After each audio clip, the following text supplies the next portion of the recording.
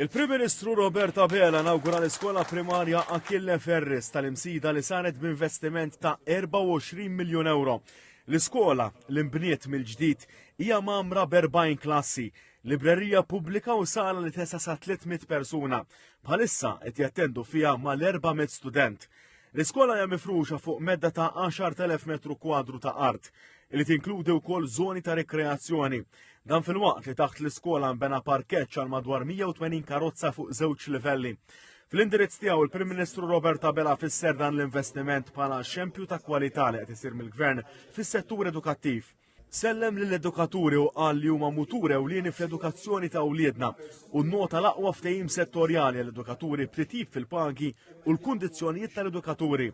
Qal li dan seħ grazzi għas-saħħa ekonomika u soċjali li għandna f'pajjiżna u li jagħti l-opportunità lil pajjiż jinvesti foqsma kruċjali bħalma hu l-qasam edukattiv. L-investiment li inawgurajna llum li parti minnu hija finanzjata mill-Fond għall-Irkupru u Reżiljenza turi kemm l-investiment f'pajjiżna jista' jsir b'mod li għallina jaruħu mal-qalb ambjentali.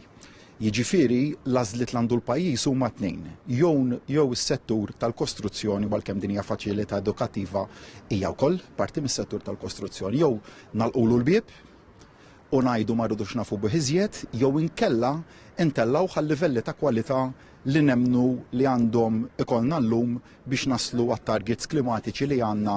Il-Prim Ministru Bela temm l-indirizz b'messaġġ lill-istudenti u l-edukaturi fl-iskola l-ġdida tal-Imsida fejn mhux biss awguralhom esperjenzi sbieħ f'ambjent ta' kwalità, iżda qal li lilin mill-binja din l-iskola fil-forma ta' proġett ta' ġid għandha twassal biex it-tfal jaslu għall-aspirazzjonijiet tagħhom biex il-futur ikun ħajja ta' kwalità.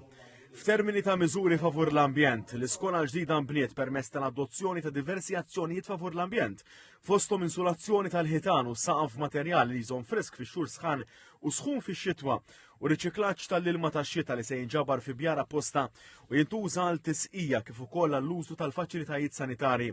Il-proġett kien jinvolvi twaqqih tal-iskola primarja l-antika u l-bini ta' skola ġdida fuq l-istess sit.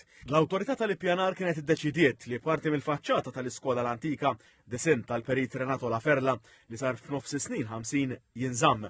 Il-Ministru għall-Edukazzjoni Clifton Green ringrazzja lill-edukaturi ta' xogħolhom u qal li l-investiment f'dan is-settur dejjem qed jiżdied sabiex il-pajjiż jinvesti f'edukazzjoni ta' kwalità.